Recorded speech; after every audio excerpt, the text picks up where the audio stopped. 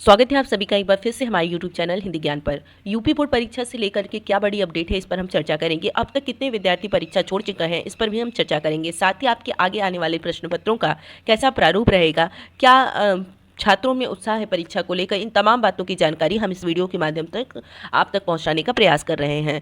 देखिए, ये दावा किया जा रहा है कि यूपी बोर्ड परीक्षा जो है वो पूरी तरह से नकल विहीन हो रही है, और आपने भी देखा होगा कि नकल विहीन ही परीक्षा हो रही है, क्योंकि आपको भी केंद्र पर सख्ती का असर दिखाई दे रहा होगा। ऐसा न्यूज़पेपर में आया कि दूसरे दिन भी कोई नहीं नकलची मिला है, यानी कि नकल करते हुए कोई भी नहीं पकड़ा गया है। अब देखिए, एक बड़ी खबर जो कि आपके लिए महत्वपूर्ण हो सकती है, इस पर हम चर्चा करते हैं। देखिए, यूपी बोर्ड हिंदी से छात्रों के मोहभंग ने बढ़ाई चिंता। प्रयागराज से ये न्यूज निकला है कि यूपी बोर्ड परीक्षा में पहले दिन हिंदी विषय का प्रश्न पत्र था, जिसमें आप जानते हैं कि 4 लाख से अधिक परीक्षार्थी जो हैं वो परीक्षा छोड़ दिए। इस पर शिक्षकों का क्या कहना है, इस पर देखिए, इससे संबंधित न्यूज बनी हुई है। क्या है कि यूपी बोर्ड परीक्षा में पहले दिन हिंदी विषय का प्रश्न पत्र था। प्रदेश भर में 4 लाख से अधिक परीक्षार्थियों ने परीक्षा छोड़ दी। शिक्षकों का कहना है कि हिंदी जैसे विषय की परीक्षा से डर कर भागना कहीं न कहीं चिंता का विषय है।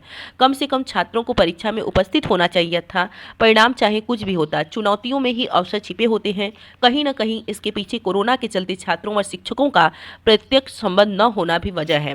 ऐसा उन्होंने माना कि जो परीक्षाएं छोड़े हैं विद्यार्थी, उनके लिए शिक्षकों की यह राय थी कि वो अपनी परीक्षा में कम से कम सम्मिलित होते। आगे परिणाम चाहे जो भी होता, नकारात्मक होता या सकारात्मक, उन्हें इसे स्वीकार करना चाहिए था, क्योंकि चुनौतियों में ही अवसर छिपे होते हैं। परंतु शिक्षकों का यह भी कहना था कि कोरोना के चलते प्रत्यक्ष रूप से यानी ऑफलाइन क्लासेज में छात्र और शिक्षक नहीं मिल सके, इसलिए शायद उन्होंने परीक्षा छोड़ी, वह बहुत अच्छे से विषयों को नहीं समझ पाए थे।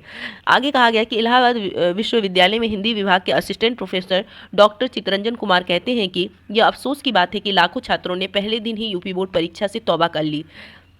कोरोना के कारण छात्रों का विद्यालय और शिक्षकों से प्रत्यक्ष संबंध कट गया। इसी कारण छात्र परीक्षा देने से कतरा रहे हैं।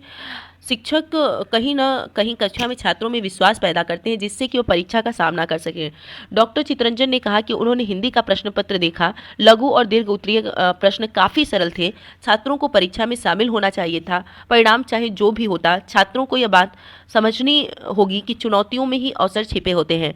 प्रधानाचार्य डॉक्टर लालजी यादव का कहना है कि कोविड काल में माध्यमिक शिक्षा विभाग तथा शिक्षकों द्वारा ऑनलाइन माध्यम से छात्रों को पठन पाठन कराया गया, किंतु विद्यार्थियों में उच्च स्तर का आत्मविश्वास उत्पन्न नहीं हो पाया जिस प्रकार से ऑफलाइन कक्षाओं में होता था। प्रतियोगी छात्र अरविंद उपाध्याय का कहना है कि कोरोना के कारण बंद हुई ऑफलाइन कक्षाओं का दुष्प्रभाव अब सीधे शिक्षा व्यवस्था पर दिखाई दे रहा है।